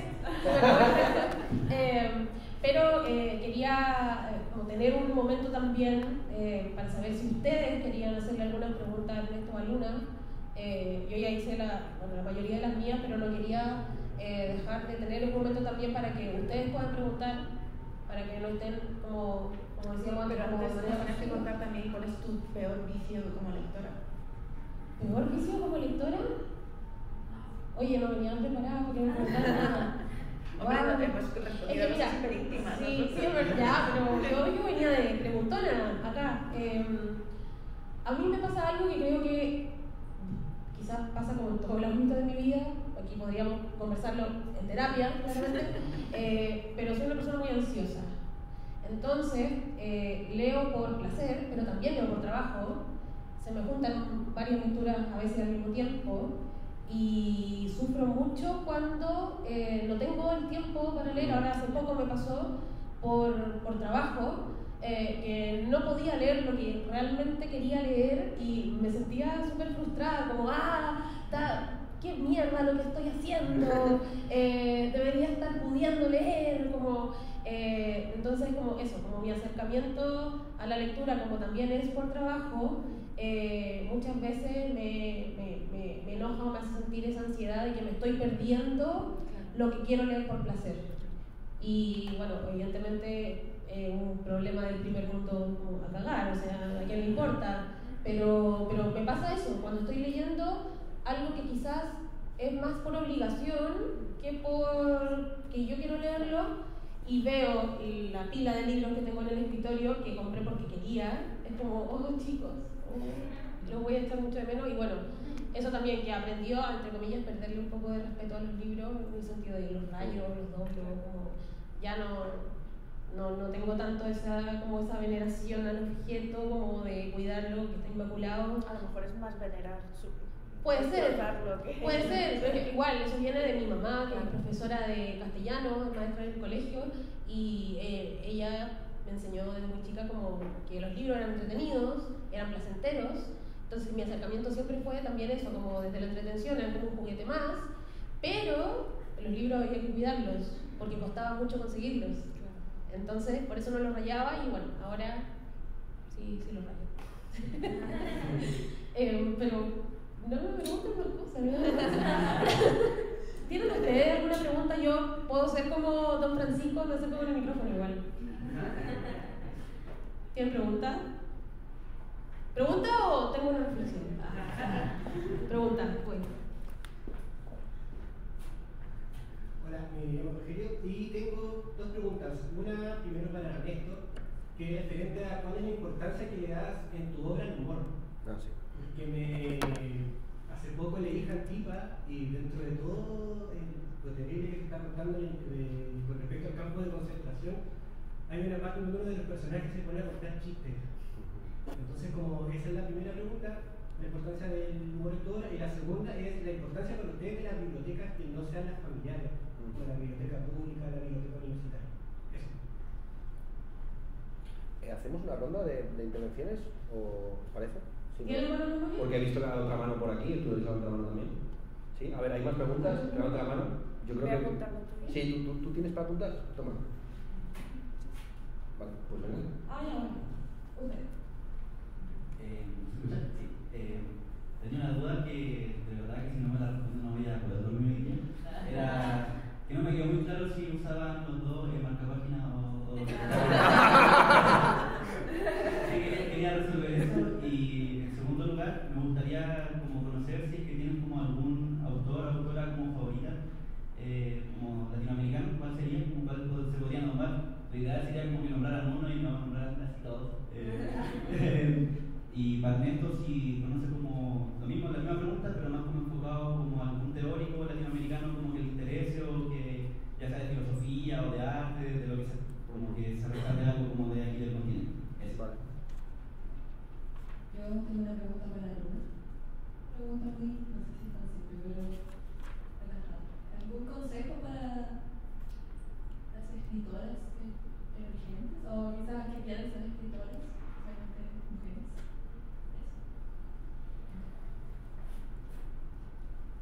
¿Está bien? ¿No? Hola, una pregunta para Ernesto es, ya que tocamos el tema de la hispanidad, ¿cuál es tu opinión, pequeño comentario sobre la tesis de la iberofonía y socialismo que plantea Santiago Messi? Que eso como que me llama la atención. Gracias. Vale. ¿Estamos bien, no? ¿O queréis más? ¿Una más, quizás? Había dos personas más que Es que hay muchas manos, claro, por eso te digo. Pero hacemos rondas, o sea, hacemos 4 personas y luego 4. Yo quería preguntar sobre si ustedes hacen uso del lenguaje inclusivo y cómo han tocado ese tema, porque igual uno cuando empieza a trabajarlo, igual es como complejo empezar a aplicarlo como en todo el espacio y realmente poder utilizarlo en el lenguaje. Ya, claro. Sí, dos preguntas. La primera es tu opinión sobre si un autor o autora escribe un texto o escribe un libro. Y la segunda, si no les parece que a veces las conversaciones, los conversatorios, reducen el ecosistema, el funcionamiento del libro y la lectura a la relación autor-lector, como si no existiera un universo entre medio. Esas dos preguntas. Se cierra la primera ronda. Ya, no se entendieron. Así como preguntaron sobre tips para escritoras emergentes, yo quería preguntar tips para lectores emergentes que están empezando con la lectura. Vale, yo creo que ya está, ¿no, hermano? Porque si no vamos a petar.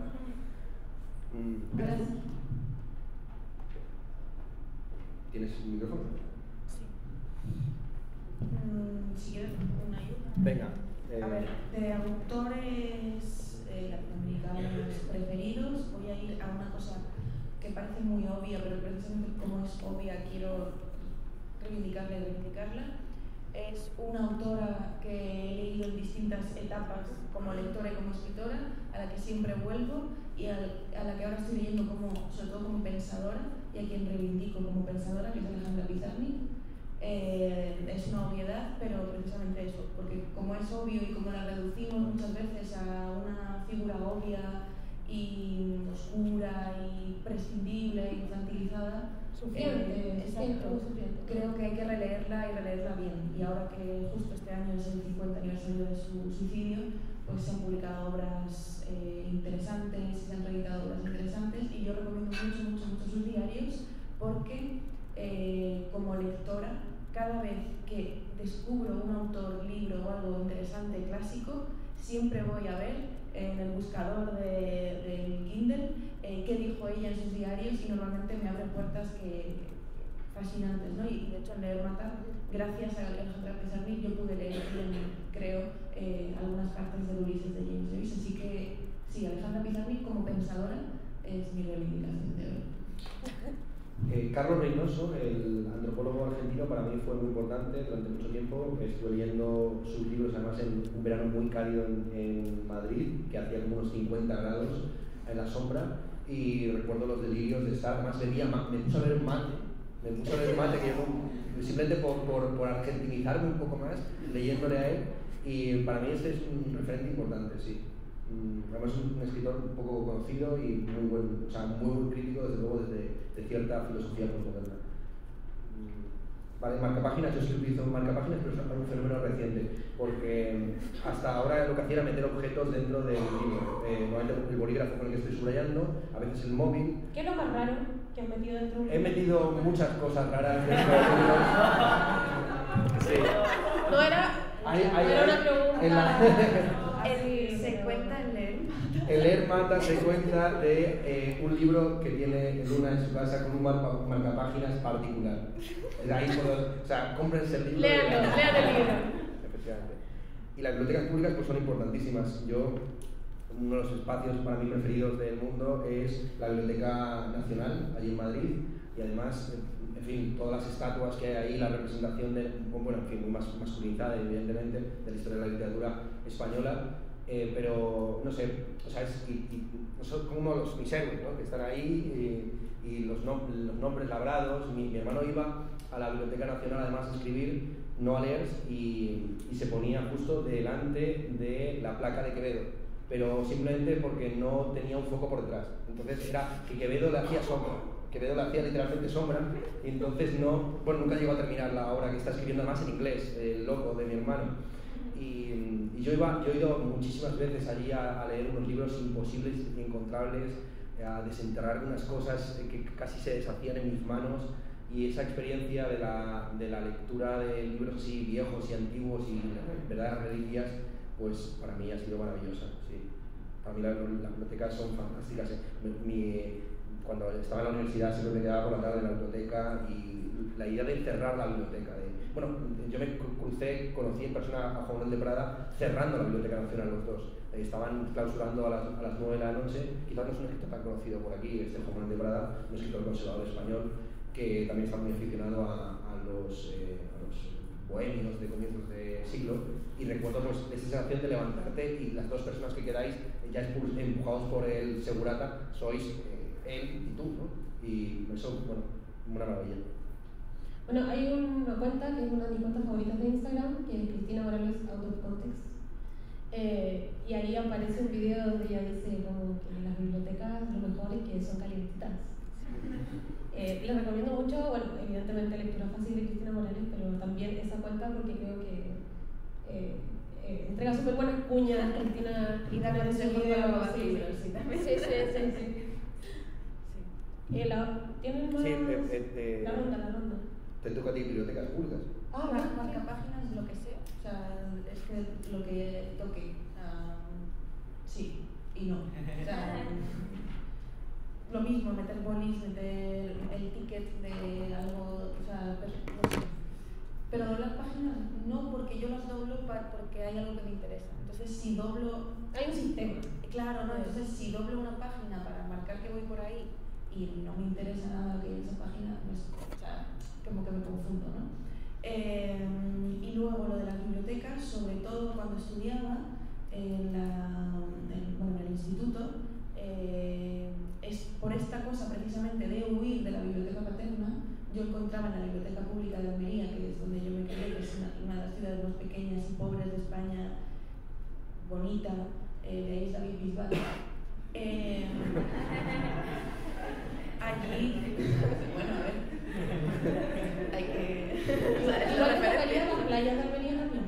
Sí, en sus videoclips se pueden ver.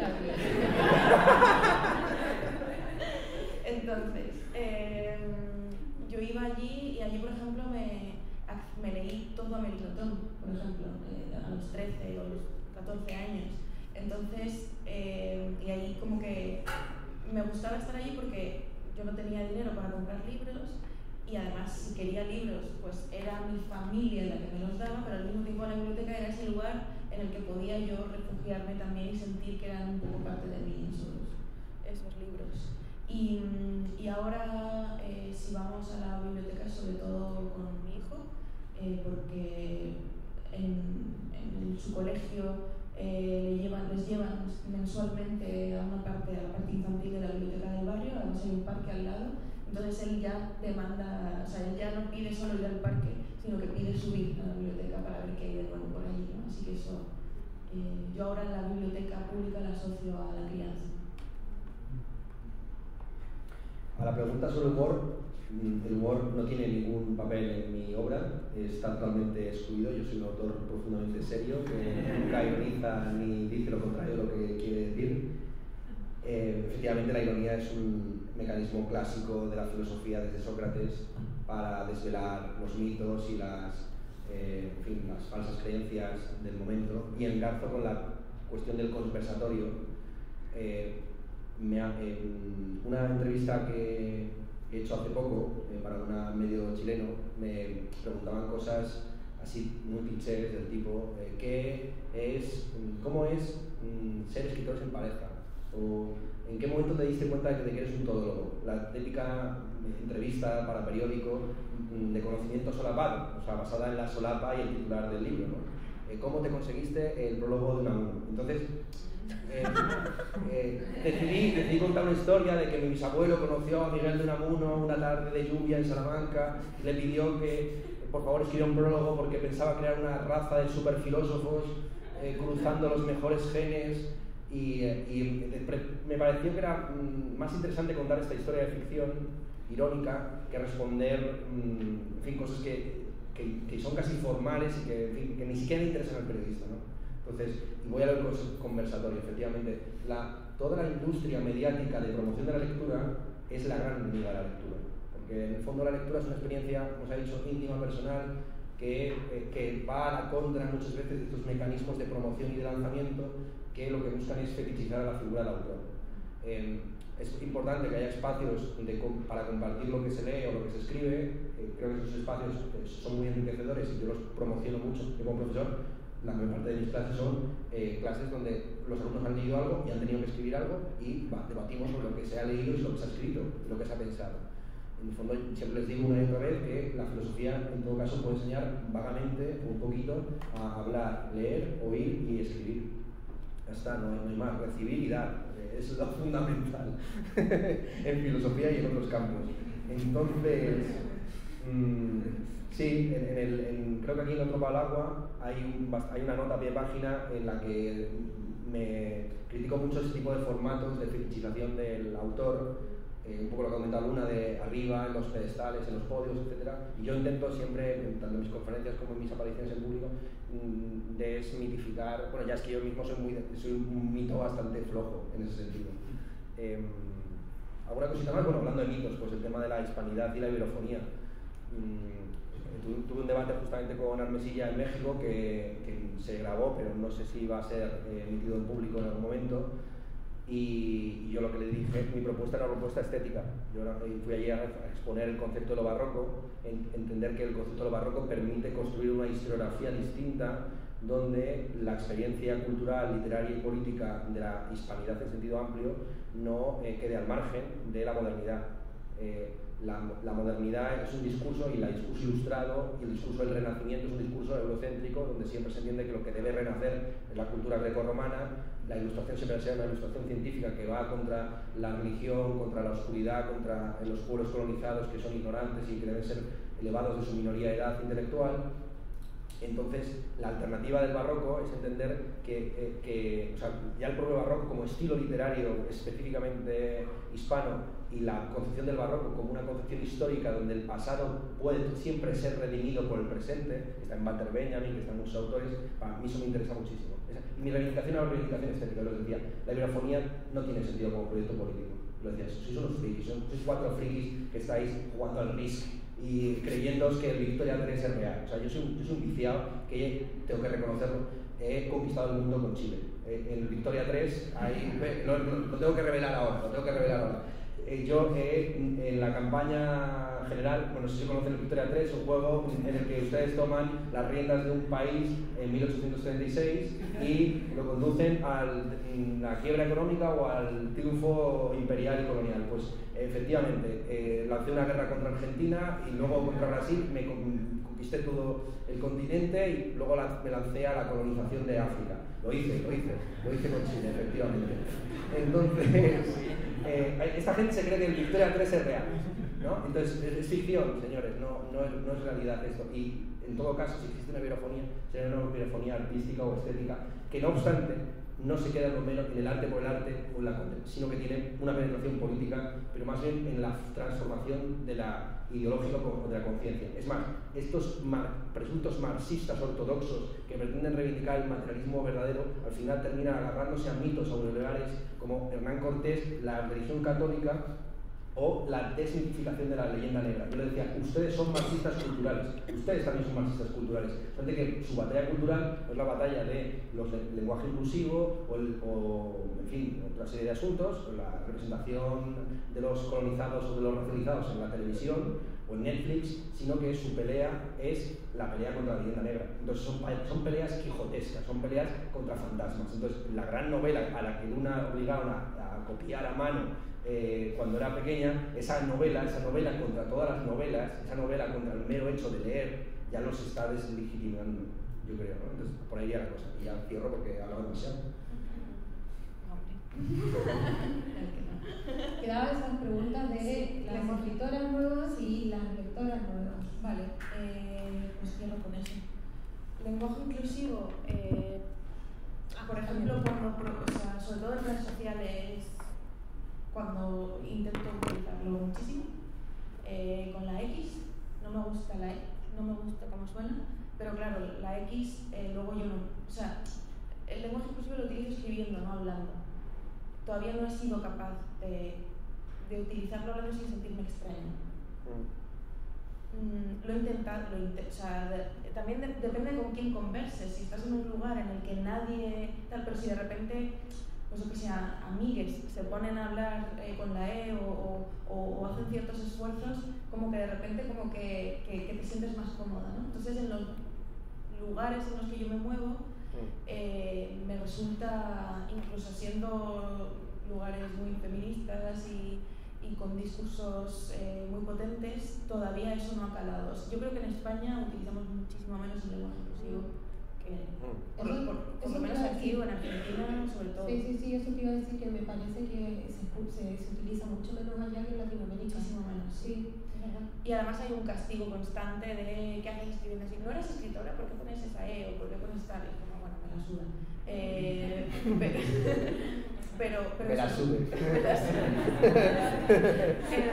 Pero, por ejemplo, en mi escritura, el caliente lo he utilizado en varios fragmentos, aquí también, pero no en el texto del ensayo en sí, del cuento ensayado en sí, sino en los emails, en lo epistolar que el personaje le manda a su amante.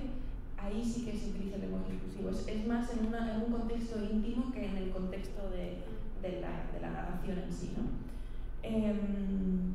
Y sí, creo que todavía me falta mucho para poder usarlo. Como querría, sí.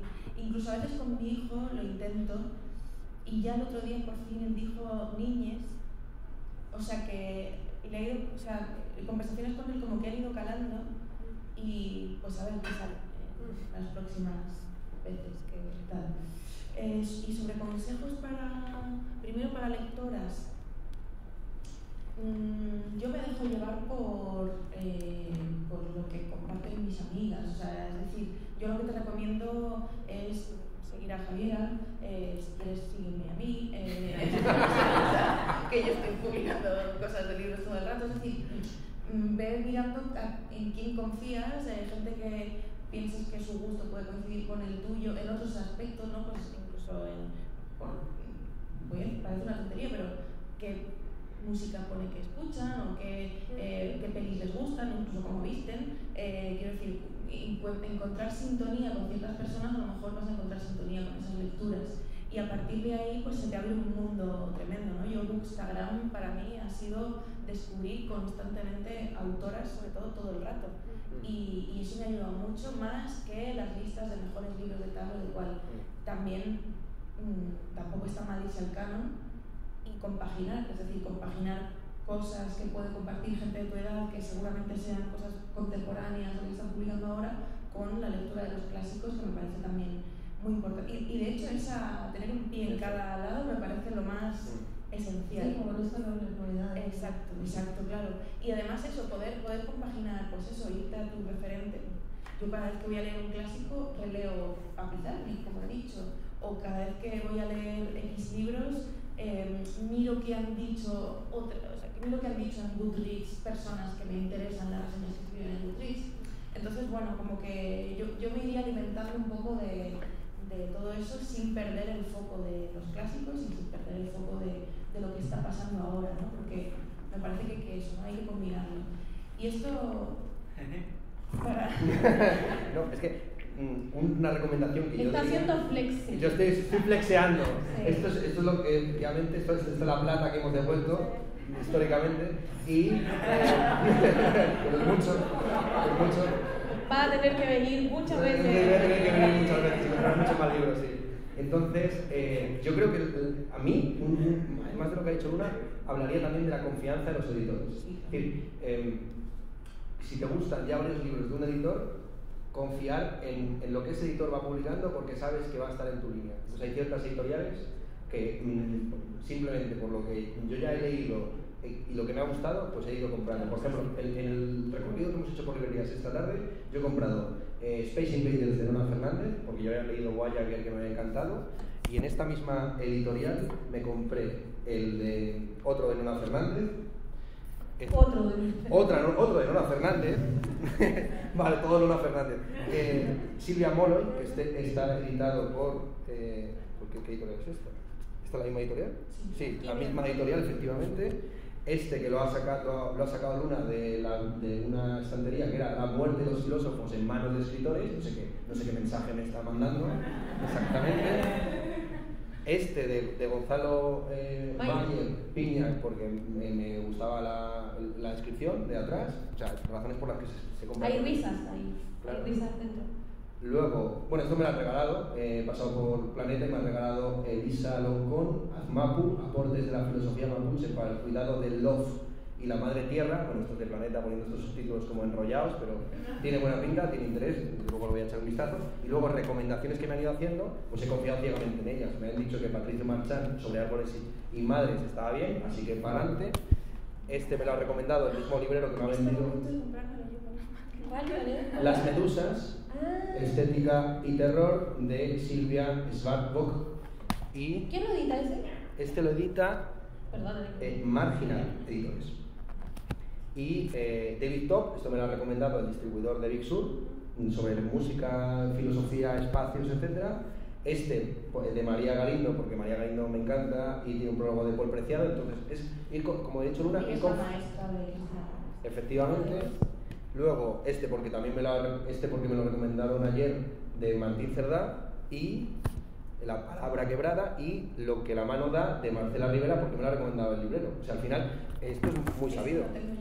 Bueno, pero no vivimos en la misma casa, afortunadamente.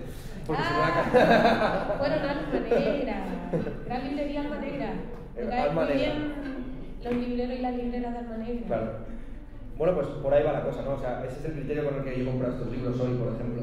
Es fiándome siempre de la gente en la que confío en su criterio, que me parece que son buenos lectores, y ya está. Así va la cosa.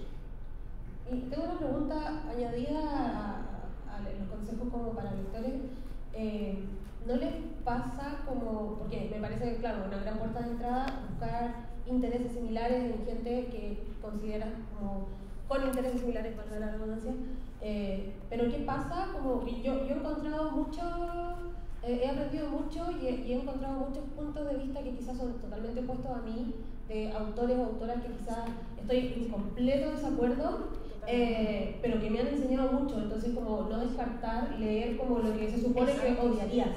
Sí, ¿no? sí, no. Claro, aquí la pregunta es cómo empezar. Claro. Entonces yo intento empezar más suave. Es decir, creo que para poder también entender aquello con lo que no estamos de acuerdo, también hay que tener una base de ideas. Claro, saber lo que... Es decir, entonces a mí me resulta más fácil como primero empezar eso con lo suave, es decir, con las cosas que sé, con las que voy a sintonizar para pillar sus trucos, para pillar sus referencias, para tal, y a lo mejor incluso son las cosas que me gustan y las que me van a llevar a las que no me gustan. Eso es. Por ejemplo, no sé, a mí me gusta mucho Hilda Doolittle, que de hecho hoy me he comprado que en Oberón está uno de sus libros, y ella necesariamente me lleva a Ezra Pound, que era un fascista, pero Ezra Pound me gusta también, y al que yo he accedido gracias a una autora feminista. Lo contrario, claro. Entonces, claro, yo creo que he podido también disfrutar a Ezra Pound porque primero he llegado porque he llegado a través de referencias de autoras que también con las que tengo esa sintonía incluso política, ¿no? Claro. Entonces sí, esa es la siguiente luego van endureciéndose el camino.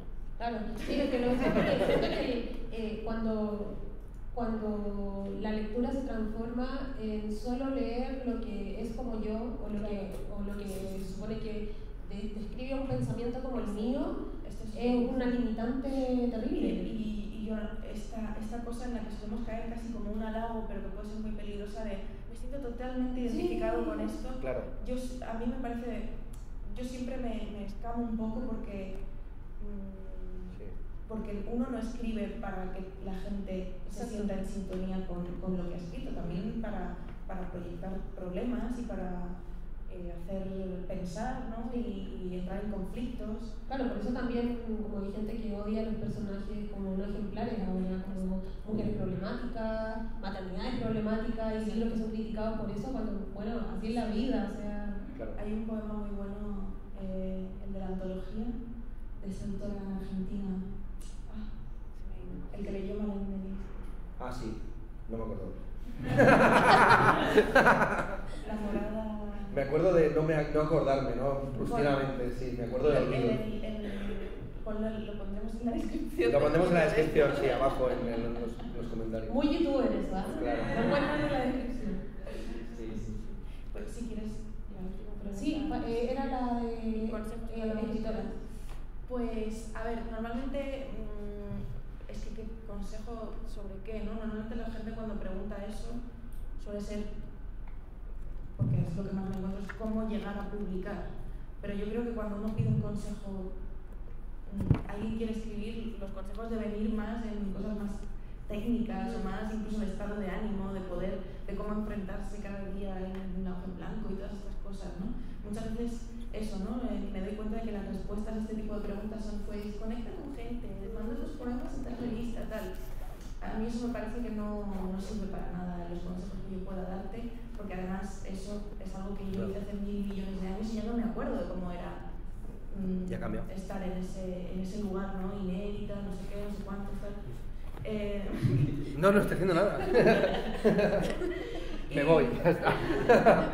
Y lo que yo podría recomendarte es leer. Es decir, los intereses que tú tengas como escritora, para mí lo mismo es un error, pero para mí la bibliografía es muy importante. Entonces, el conocer los temas sobre los que una quiere escribir me parece fundamental, porque al final escribir es conversar. Entonces tú conversas con lo que ya se ha escrito y incluso con lo que deseas que se escribiera, ¿no? Por eso escribes, porque no está escrito lo que tú deseas leer muchas veces, ¿no? De hecho hay poemarios tuyos que se van cruzando en un tiempo, en poesía masculina. Claro. Hay una frase, de hecho, de un poemario anterior. Sí. Sí, no, entonces como que yo creo que eso es muy importante, ¿no? Leer y... Escribir el libro que te gustaría leer. Sí, algo así. O sea, suena también como frase como de de autoayuda, Crypto coaching. tal, sí. Ya, bueno. Pero sí, ese es mi consejo. Me han apagado el micrófono incluso, ya he hecho se acaba la demagogia de este. ¿Lo apagaste solo? ¿Lo apagué solo? Sí. Vale, sí, lo apagué. Y como él ha sacado todos los libros, yo no voy a sacar todo lo que pille, pero sí que voy a recomendar esto, Besada por Cipris, un libro de poemas de Gnosis de Loki, como lo ha recomendado Rocío. Es una de las, la llaman heredera de Safo, y sabemos muy poco de las poetas clásicas, ¿no? De las poetas griegas, y esa es una autora además que reivindicó mucho Pila Dolite, la que acabo de citar, así que, y que reivindicó también René Vivian, que es una de las personajes del libro que publicará él el año que viene, así que pues clásicas. Muchas gracias, entonces. ¿Cómo lo pasaron? Muy bien. ¿Sí? No, le pregunto a ustedes. ¿Cómo están ustedes?